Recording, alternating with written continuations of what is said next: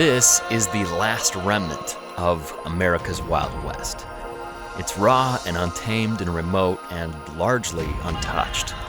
It's a beautiful but hostile landscape full of spines and cliffs and unrelenting heat in the day and brutal cold at night. Many people consider this trail to be one of the best single tracks in the world.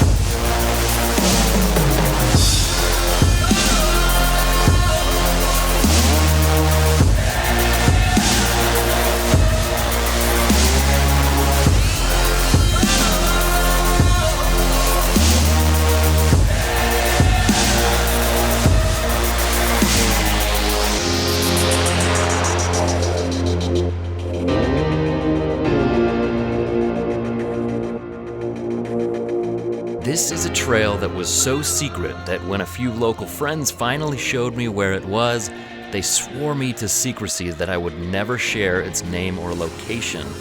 And I had to be careful not to show any identifying landmarks, even if I were to film the staging area in my videos. I have since stuck to this, and even though it's one of my favorite trails and I've ridden it dozens of times, it's only showed up in a handful of videos. But now it's out there. In fact, it's so out there that even Google has it mapped. And the trail has paid for this fame in some less than awesome ways. It's ruddier, it has more whoops, it's more washed out, it has more dugout sections from wheel spin, and therefore it no longer has that flow that it was known for. And it's scarred by dozens of tracks and offshoots splitting off of the original. I mean, it's not ruined by any means, but it's certainly not getting any better.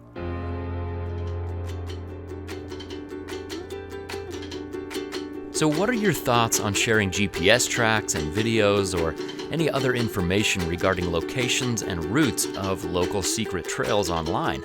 And I don't mean public trails that are already mapped. And I don't mean shared with people that you ride with face to face. I mean sharing well-kept local secrets online through websites and social media with total strangers en masse. Is that okay with you?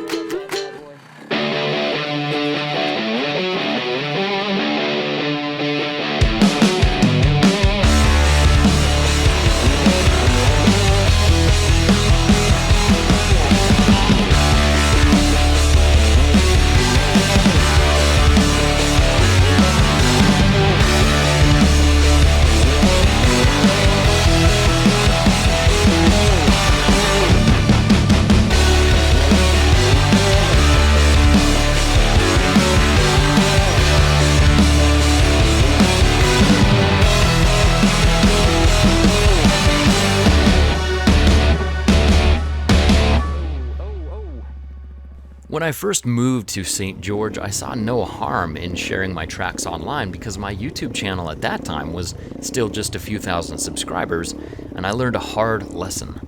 Go back with me to when I first moved here. I had very little off-road experience. I was just getting used to the Mighty Duck. Local riders weren't interested in riding with some slow new guy with a dorky little YouTube channel on a dual sport, and for the most part, they're still not. They were even less interested in sharing the locations of local trails. I was bothered by what I thought was just total snobbiness. Why weren't they telling me about the trails here? Maps were no help since only about 5% of all these trails are even named, let alone mapped. So my lonely but ultimately fulfilling journey started.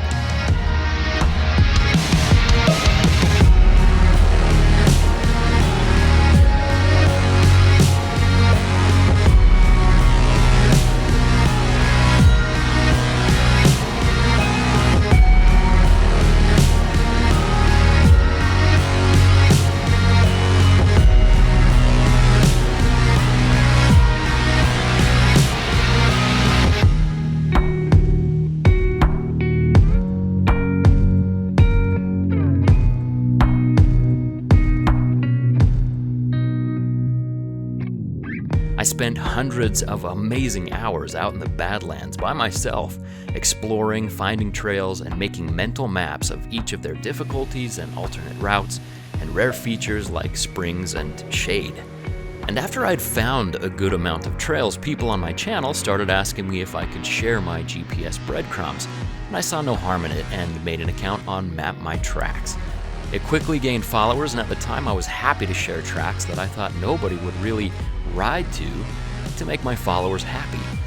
But then over the next year I noticed a difference in the single tracks and sparse double tracks that I had shared.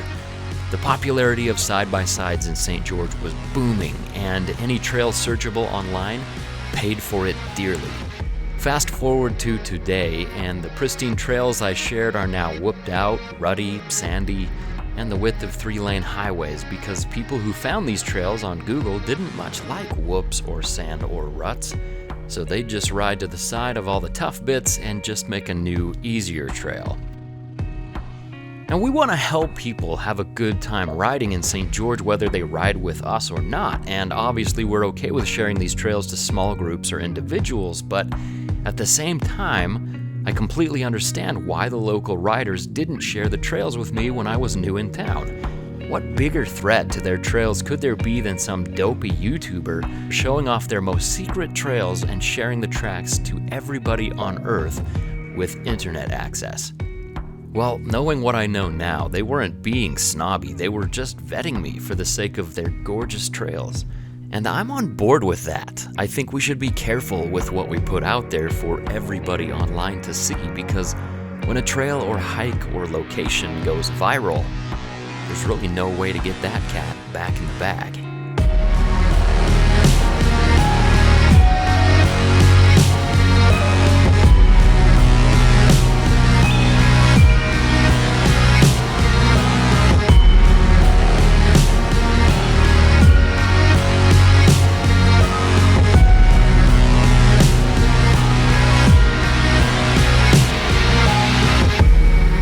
If you think this topic is worth discussing with your local riding group, sharing this video with them would be very appreciated and hopefully will help your group set some boundaries on which trails should be shared openly and which ones should be kept as local treasures. A huge thanks to Gabe from Torture Test magazine for helping me guide and film the shred rally you just watched bits from, and thanks to Ben, Josh, Keith, and Guy, the repeat offender, for joining me in Southwest Utah on that rally. Another huge thanks to the patrons and producers who make all of my videos possible, and a big thanks to you for hanging out with us today and watching. And if you're new to the channel, welcome aboard, and if you'd like to see more like this, go ahead and hit that subscribe button. Again, I'd love to hear your thoughts in the comments below, and I hope you have a great day. As always, much love, guys.